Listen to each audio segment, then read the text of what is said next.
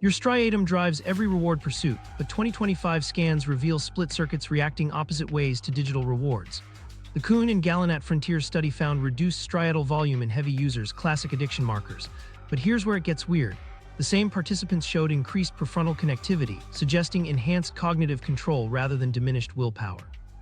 Scientists are calling this the neuroplasticity paradox. Some high-consuming subjects demonstrate improved cognitive flexibility alongside traditional addiction patterns.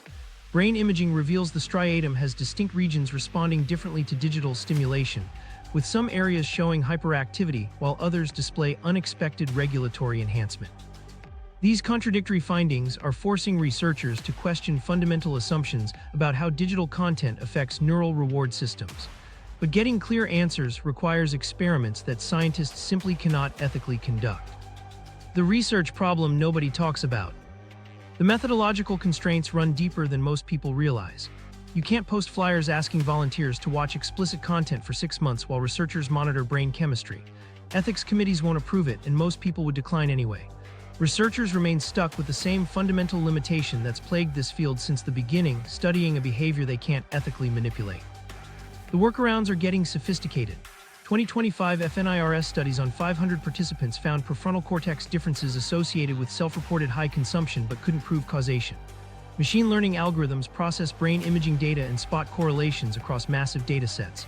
But even with this technology, researchers are finding associations, not proving that one thing causes another.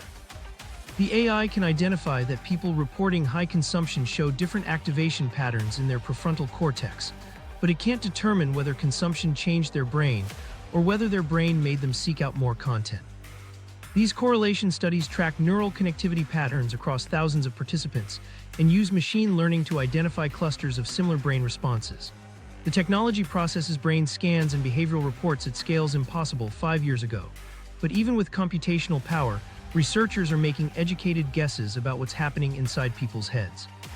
Data shows associations between internet pornography use and changes in brain functional connectivity that resemble drug addiction patterns. But researchers admit these are preliminary findings requiring follow-up studies. What's confusing everyone is that 2025 studies are finding results nobody predicted.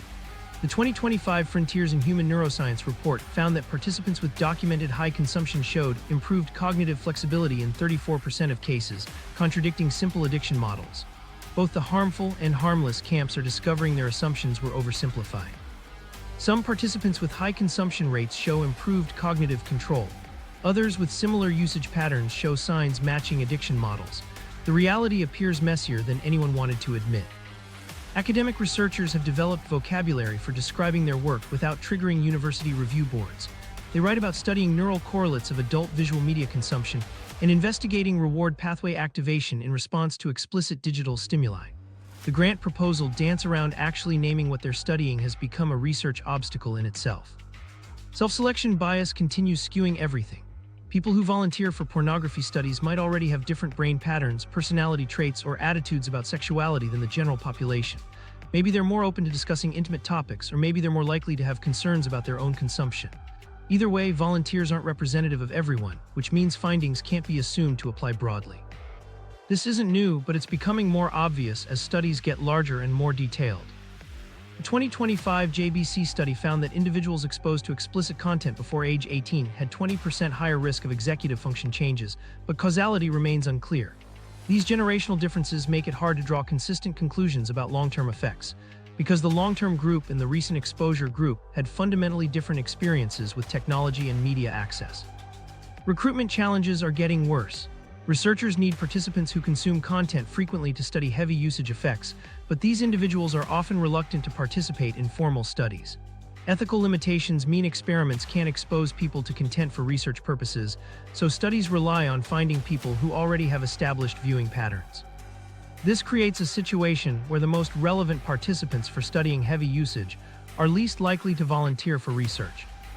Functional near-infrared spectroscopy has emerged as a promising alternative to traditional fMRI studies because it's more portable and less restrictive. Participants can move around normally instead of being stuck inside a loud, claustrophobic machine. But even with this improved technology, many studies aren't finding significant differences between groups after researchers apply statistical corrections for multiple comparisons. This might be because recruited participants still don't watch content frequently enough to show measurable brain differences, highlighting how recruitment limitations continue affecting results. The methodological improvements everyone hoped would clarify the picture are making things more confusing. Better brain imaging reveals more complexity in neural responses. More sophisticated statistical analysis shows individual differences matter more than population averages. Larger datasets reveal contradictory patterns that smaller studies missed. Advanced technology is showing us how much we didn't know.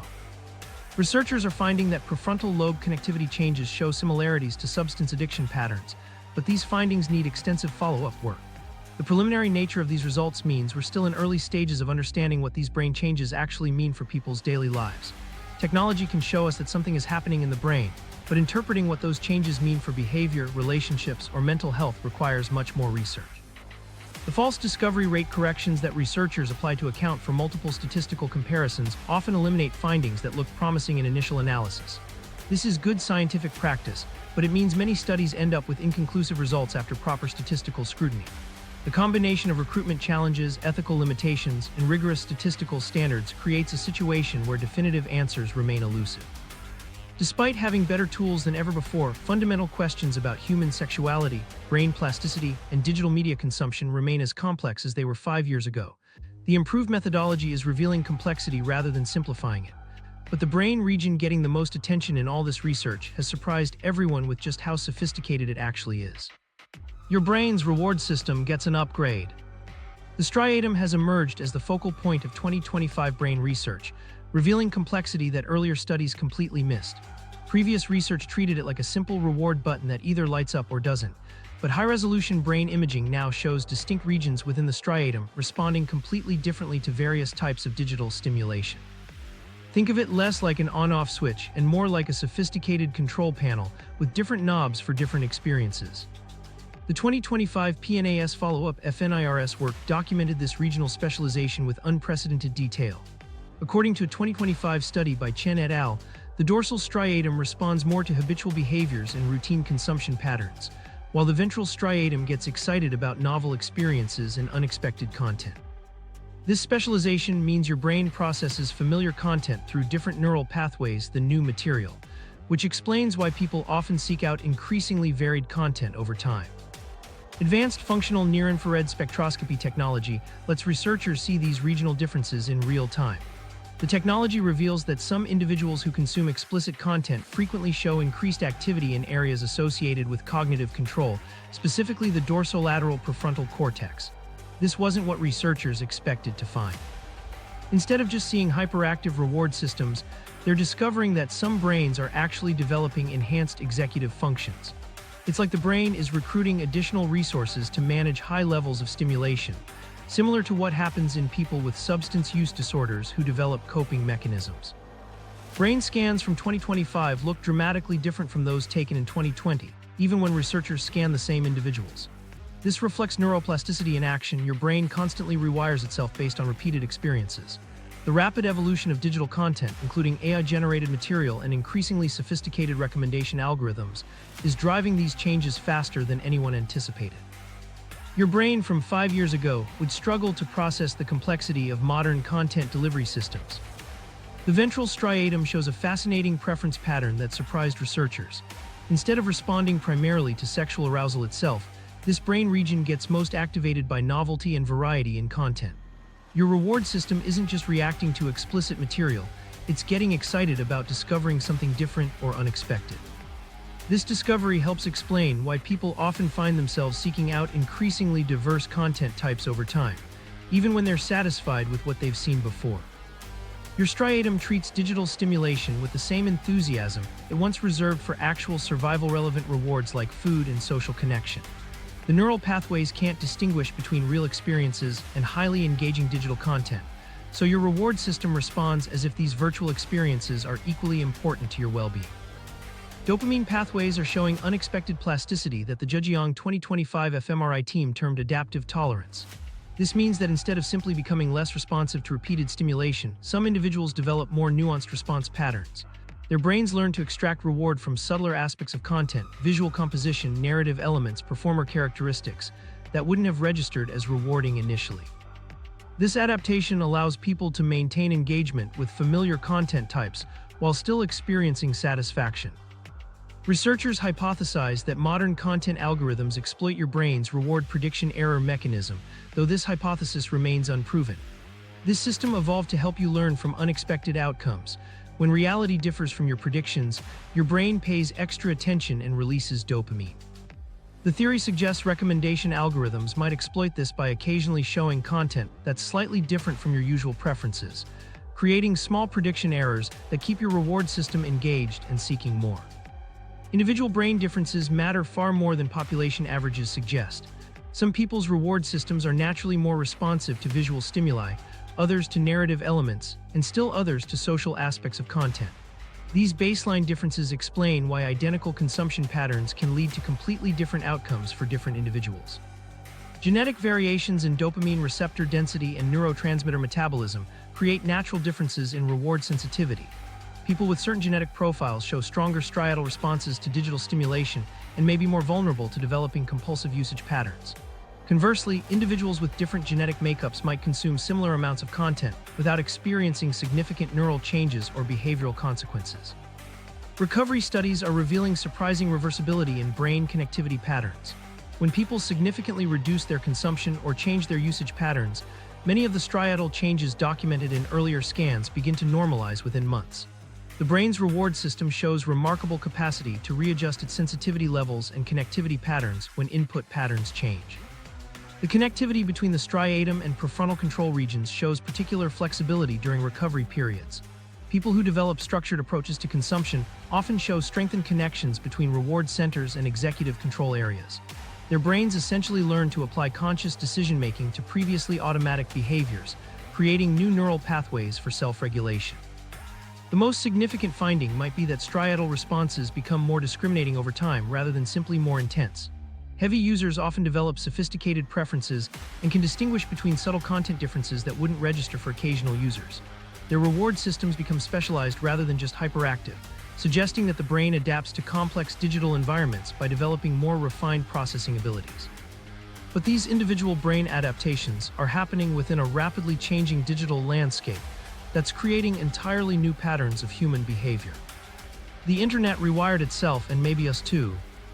Internet consumption patterns shifted dramatically between 2020 and 2025, creating what researchers are calling an accidental natural experiment for understanding how digital environments affect human brains.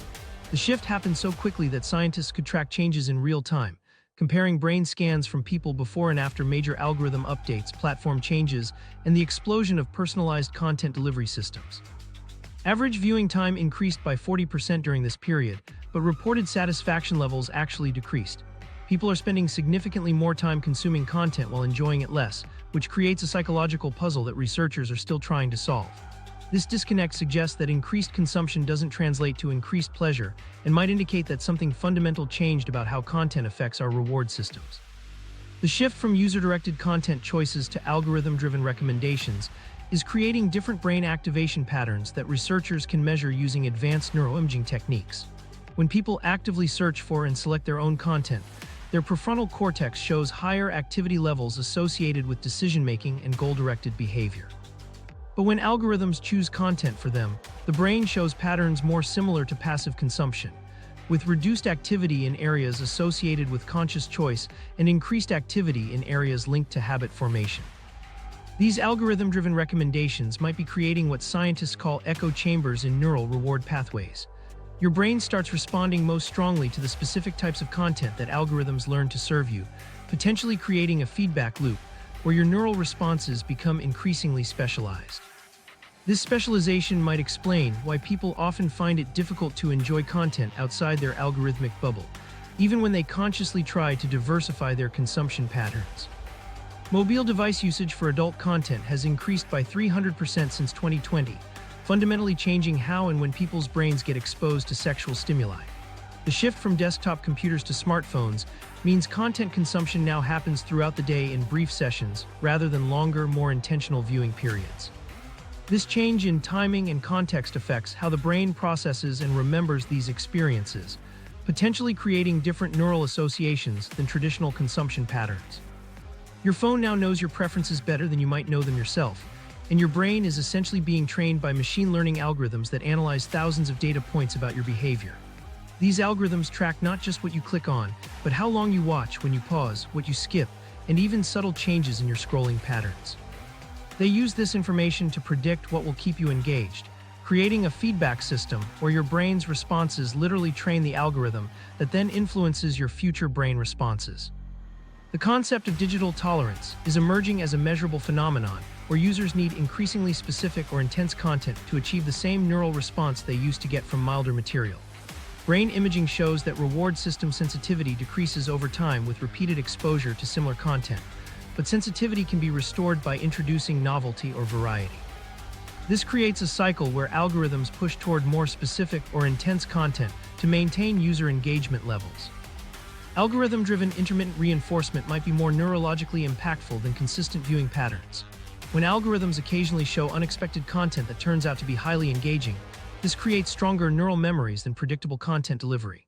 The unpredictability triggers reward prediction error signals that strengthen learning pathways, making people more likely to continue seeking out algorithmic recommendations rather than choosing their own content.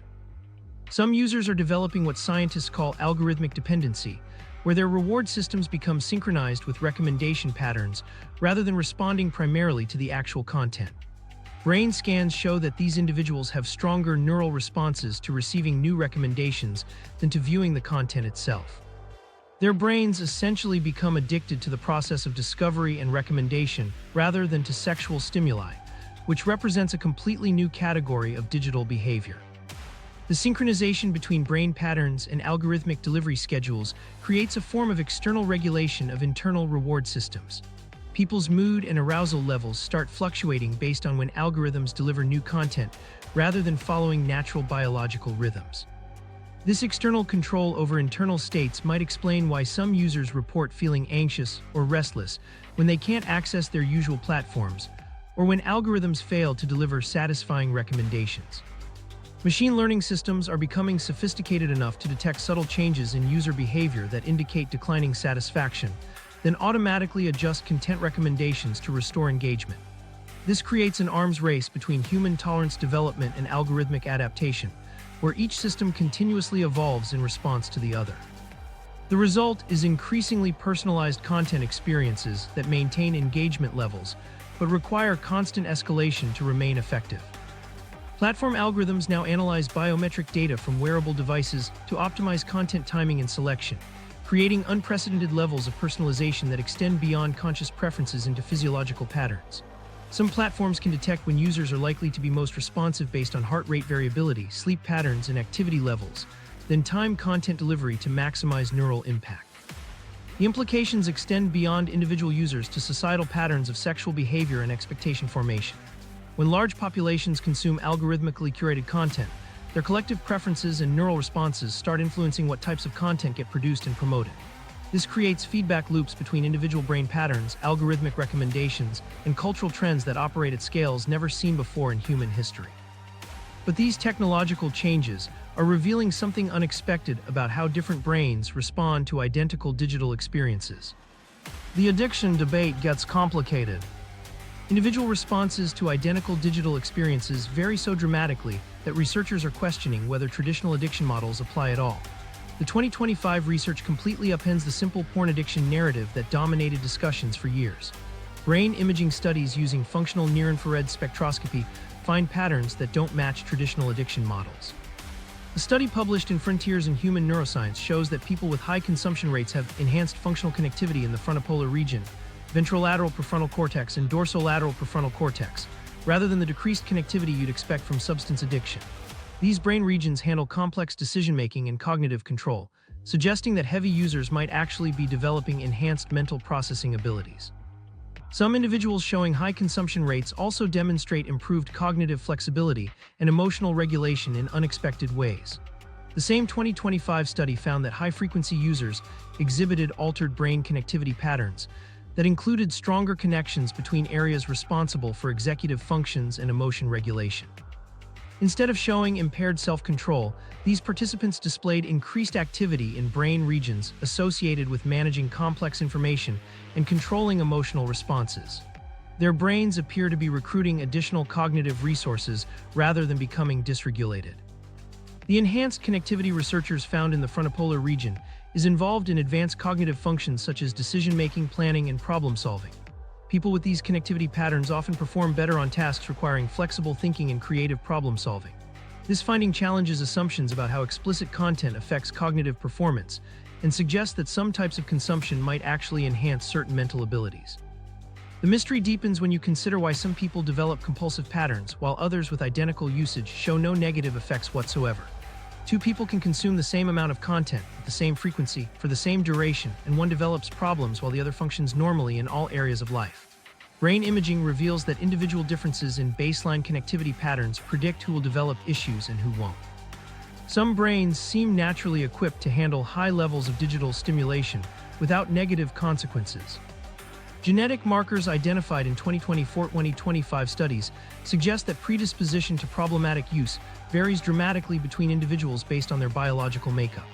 Researchers found specific genetic variations that affect dopamine receptor density and neurotransmitter metabolism, creating natural differences in how people respond to repeated stimulation. People with certain genetic profiles show stronger neural responses and may be more vulnerable to developing compulsive behaviors, while others with different genetics can engage in identical behaviors without experiencing similar brain changes or behavioral consequences. The individual variation is so dramatic that population-level generalizations become almost meaningless. Some people's brains handle high stimulation levels like marathon runners handle distance running. They adapt and perform better over time. Others respond more sensitively. Even small amounts create significant problems. Withdrawal studies are producing mixed results that complicate the addiction narrative even further. Some participants who significantly reduce their consumption experience relief, improved mood, and better cognitive performance. But others report increased anxiety and depression during reduction periods, suggesting that the content was serving important psychological functions. The 2025 study noted that high-frequency users scored significantly higher on questionnaires measuring anxiety and depression. But researchers couldn't determine whether content consumption was causing these symptoms or helping people manage them. The concept of functional versus dysfunctional use is emerging as a more useful framework than simple consumption frequency measurements. Researchers are focusing on life outcomes rather than usage patterns to determine when consumption becomes problematic.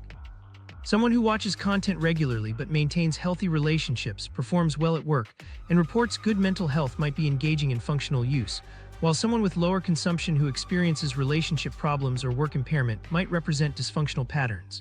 The behavior's impact on overall life functioning matters more than the behavior itself. This shift toward outcome-based assessment reveals that social and cultural factors might matter more than brain chemistry in determining whether usage becomes problematic. People with strong social support networks, healthy relationship skills, and positive attitudes about sexuality show better outcomes regardless of their consumption levels. Conversely, individuals who experience shame, social isolation, or moral conflict about their behavior show worse outcomes even with moderate consumption. The psychological context surrounding the behavior appears more predictive of problems than the neurological effects of the behavior itself. Family environment and cultural attitudes during adolescence seem particularly influential in determining how adult brains respond to explicit content.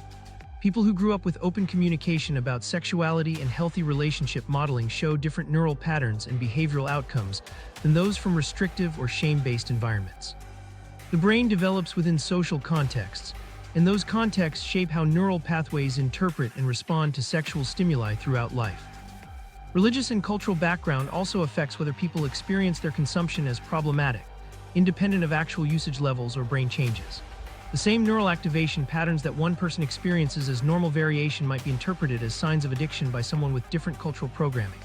This suggests that the meaning people assign to their brain responses influences their psychological experience more than the physiological responses themselves. The addiction model appears too simplistic for understanding a behavior that serves different psychological functions for different people. Some individuals use explicit content for stress relief, others for exploration of sexual identity, others for social connection through online communities, and still others as a sleep aid or mood regulator. These different motivations create different usage patterns, different neural responses, and different outcomes. Recent research suggests that consumption patterns exist on multiple continuums, rather than a single spectrum from healthy to addictive. But the most puzzling contradiction emerges when researchers examine the relationship between explicit content consumption and real-world behavior outcomes.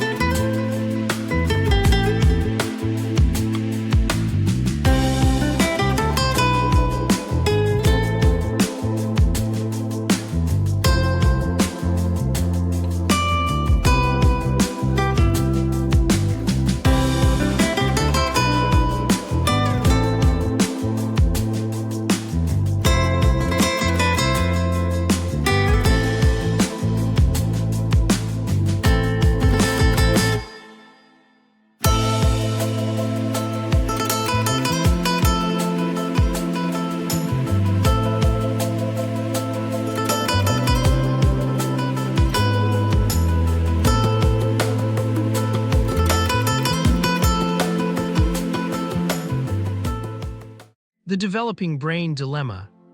Adolescent brain development creates unique vulnerabilities that make early exposure to explicit content particularly significant for long-term neural pathway formation. Brain imaging studies from 2025 reveal that adolescent brains respond to sexual content in fundamentally different ways than adult brains, creating both concerning findings and unexpected discoveries that challenge conventional assumptions. Advanced functional near-infrared spectroscopy technology shows that teenage brains have heightened activity in reward processing areas and reduced activity in prefrontal regions responsible for impulse control and decision-making. This neurological imbalance means that adolescents experience stronger reward responses while having less capacity to regulate those responses, creating conditions where potentially problematic patterns can develop more easily. The adolescent brain's plasticity makes it particularly susceptible to environmental influences during this critical developmental period. Neural pathways that form during teenage years tend to persist into adulthood, which means experiences with explicit content can literally shape how the brain processes sexual stimuli for decades. However, the outcomes vary dramatically based on context and educational factors. Teenagers who encounter explicit content within supportive environments that emphasize critical thinking and healthy sexuality show different neural development patterns than those who encounter the same material without proper context or support systems. Early exposure affects neural pathway development through a process researchers call sexual conditioning, where repeated exposure to certain stimuli creates preferential neural responses that can influence lifelong sexual preferences and behaviors. The average age of first exposure to pornography is around 11 years old, according to 2025 studies, and this early exposure combined with masturbatory conditioning can significantly influence long-term brain development. The developing reward system essentially learns to associate sexual arousal with the specific types of stimuli encountered during this formative period, potentially creating preferences that persist throughout adulthood. New research demonstrates that comprehensive sex education actually moderates many negative effects associated with early exposure to explicit content. Students who receive thorough education about sexuality, consent, and media literacy before encountering explicit material show more resilient neural responses and healthier attitude development. The education appears to provide cognitive frameworks that help young brains process sexual content more appropriately, reducing the likelihood that exposure will create unrealistic expectations or problematic behavioral patterns. Digital natives from Gen Z and Gen Alpha show brain development patterns that researchers are still trying to understand because these generations have unprecedented exposure to sophisticated digital content from very early ages. Their brains have adapted to process complex visual information, rapid content switching, and algorithm-driven recommendation systems in ways that previous generations never experienced. Some researchers worry about attention span and impulse control effects, while others note enhanced visual processing abilities and improved multitasking capabilities. The long-term implications remain unclear because these generations are the first to grow up completely immersed in digital environments. Family communication patterns and parental involvement emerge as stronger predictors of outcomes than age of first exposure in virtually every study examining adolescent responses to explicit content. Teenagers from families with open communication about sexuality show better emotional regulation, more realistic expectations about relationships, and less likelihood of developing compulsive consumption patterns. Conversely, adolescents from families where sexuality is never discussed or treated as shameful show worse outcomes regardless of when they first encounter explicit material. Parents today face the challenge of having conversations that need to cover algorithms, deepfakes, virtual reality, and artificial intelligence in addition to traditional topics about bodies and consent. The modern version of the talk requires explaining how recommendation systems work, why porn doesn't represent realistic sex, and how to distinguish between AI-generated content and real performers. Parents often feel unprepared for these conversations because they didn't grow up with these technologies themselves, creating a knowledge gap between generations that makes effective communication more difficult. Resilience factors and critical thinking skills provide significant protection against negative effects of early exposure to explicit content. Adolescents who develop strong analytical abilities can better distinguish between fantasy and reality, question unrealistic portrayals, and resist pressure to emulate behaviors they see online. These protective factors appear more important than preventing exposure entirely, suggesting that building cognitive defenses is more effective than attempting to create perfect information barriers. Educational approaches that emphasize media literacy and critical thinking show better outcomes than prohibition-based strategies that focus solely on blocking access to explicit content. Teenagers who learn to analyze media messages, understand production contexts, and evaluate source credibility demonstrate more mature responses to sexual content when they encounter it. Prohibition approaches often fail because determined adolescents can circumvent most technological barriers, and they may encounter content without the educational context that would help them process it appropriately. The research consistently reveals that the most important factor isn't preventing exposure entirely, but ensuring young people have cognitive and emotional tools to process and contextualize what they encounter online. This represents a fundamental shift from protection-focused approaches toward preparation-focused strategies that build resilience and critical thinking capabilities. Adolescents equipped with proper educational foundations, family support, and peer connections show remarkable ability to navigate complex digital environments while maintaining healthy attitudes about sexuality and relationships. But these developmental considerations become exponentially more complex when you factor in how rapidly technology itself is evolving, creating entirely new categories of digital experiences that researchers have never studied before. The technology factor nobody saw coming.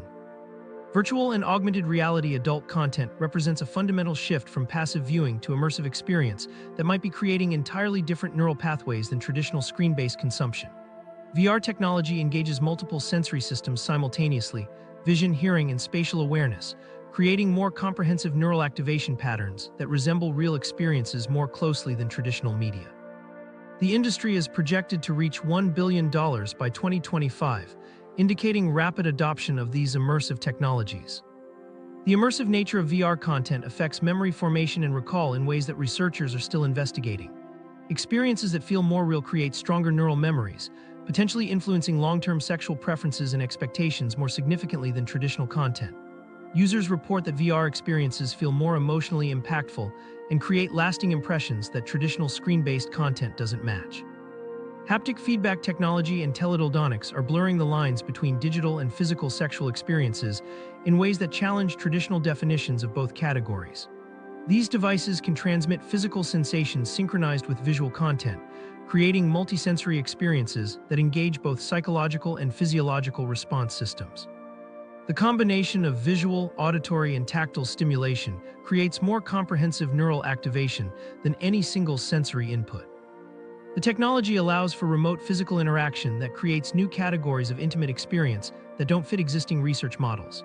Users can experience physical sensations controlled by performers or algorithms, creating hybrid experiences that combine elements of both virtual and physical sexuality. This technological convergence is creating new forms of human sexual experience that have no historical precedent for researchers to study. Modern content delivery systems exploit reward prediction error mechanisms that the brain uses to learn from unexpected outcomes. A 2022 Neuroimage review on novelty processing revealed how the brain pays extra attention and releases dopamine when reality differs from predictions. Recommendation algorithms might exploit this by occasionally showing content that's slightly different from usual preferences, creating small prediction errors that keep reward systems engaged and seeking more stimulation. Repeated exposure to high-intensity digital stimulation appears to create dopamine downregulation patterns similar to those observed in substance use disorders. Love et al. 2015 documented how frequent consumption of explicit content correlates with reduced sensitivity in reward pathways, requiring increasingly intense or novel stimuli to achieve the same neural response levels. This tolerance development explains why many users report needing more specific or varied content over time to maintain satisfaction. The rapid advancement of technology means that distinguishing between real and generated content becomes increasingly difficult, even for experts with specialized training. Users report feeling confused about what's real and what's artificially generated, creating a new category of psychological distress that mental health professionals are still learning to identify and treat. The psychological implications extend beyond individual users to broader social trust mechanisms that affect relationship formation and sexual expectation development. Future adult content might evolve into interactive experiences rather than passive consumption, with users directing narratives, customizing scenarios, and participating in virtual environments that respond to their choices and preferences. This shift from consumption to participation creates fundamentally different psychological relationships with sexual content that researchers have no existing frameworks to study or understand. The interactive elements engage cognitive systems involved in decision-making and agency that passive viewing doesn't activate. Users become co-creators of their experiences rather than simply consumers, which affects memory formation, emotional investment, and long-term psychological impact in ways that traditional research on media consumption can't predict. Technology is evolving faster than research can keep up with, creating psychological territories that remain completely unmapped by scientific investigation. The brain effects researchers are documenting today might be completely different from what they'll observe 5 years from now as virtual reality, artificial intelligence, haptic feedback, and biometric monitoring technologies continue advancing and converging in unpredictable ways. This creates a situation where scientific understanding lags significantly behind technological implementation, leaving users to navigate psychological impacts that no one fully understands yet. The compound annual growth rate of new technologies means that the technological landscape changes fundamentally every few years, making long-term studies nearly impossible to complete before the technology they're studying becomes obsolete. The convergence of multiple technologies, VR, haptic feedback, AI recommendations, and interactive platforms, is creating entirely new categories of human sexual experience that have no historical precedent.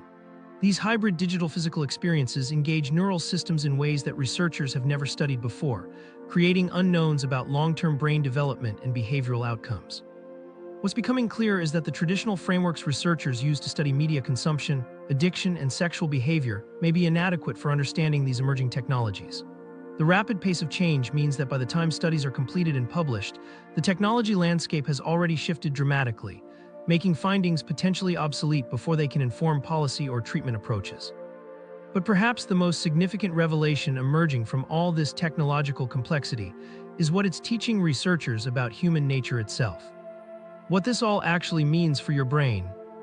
Studying adult content's brain effects has taught researchers more about neuroplasticity, individual differences, and human sexuality than anyone anticipated when this field of research began. What started as investigations into potential harm has evolved into comprehensive studies of how human brains adapt to digital environments, process sexual information, and maintain psychological well-being across vastly different circumstances. Individual variation emerges as the most significant finding across virtually every study conducted in this field. What affects one person's brain dramatically might have minimal impact on another person with similar consumption patterns and demographic characteristics. Some individuals show enhanced cognitive flexibility and improved emotional regulation after consuming explicit content, while others with identical usage develop compulsive behaviors and psychological distress. These differences correlate with genetic factors, personality traits, family background, relationship status, and cultural context, making population averages nearly meaningless for predicting individual outcomes. The 2025 research consistently demonstrates that context, attitude, and integration matter more than consumption frequency or content type for determining psychological and neurological outcomes. Perry's 2017 Journal of Sex research findings support this contextual approach, showing that how people integrate consumption into their broader life context predicts outcomes better than the behavior itself. Someone who consumes explicit content regularly while maintaining healthy relationships, career satisfaction, and emotional stability represents functional use regardless of their viewing frequency. Conversely, someone with minimal consumption who experiences shame, relationship problems, or compulsive urges demonstrates dysfunctional patterns despite low usage levels. This contextual understanding challenges decades of research that focused primarily on consumption quantities and content categories. The current evidence suggests that moral conflict and shame create more psychological damage than the consumption that triggers these feelings. People who view their sexuality as normal and healthy show different neural responses than those who experience guilt or moral distress about identical behaviors. The brain responds not just to sexual stimuli, but to the emotional and cognitive frameworks surrounding those experiences. These research insights are informing better approaches to sex education, therapy, and relationship counseling by shifting focus from behavior elimination toward healthy integration and shame reduction.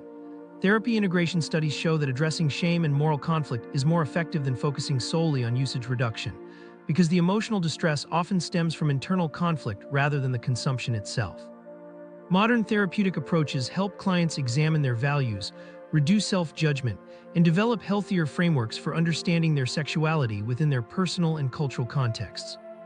Educational programs are incorporating these findings by teaching critical thinking skills, media literacy, and communication techniques rather than focusing solely on abstinence-based approaches. Students learn to analyze digital content critically, understand algorithm manipulation, and develop realistic expectations about sexuality and relationships.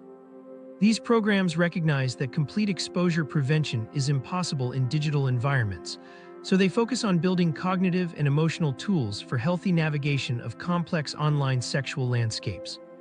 Understanding these brain effects helps people make more informed decisions about their own consumption patterns and relationships by providing frameworks for self-assessment and conscious choice-making.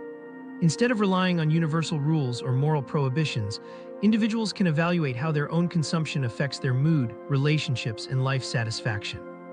This personalized approach acknowledges that optimal strategies vary between individuals based on their unique psychological profiles, life circumstances, and goals.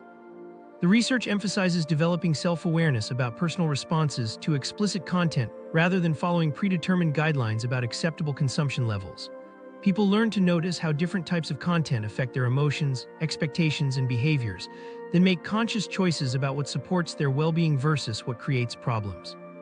This approach treats consumption as a behavior that can be optimized for positive outcomes rather than something inherently beneficial or harmful.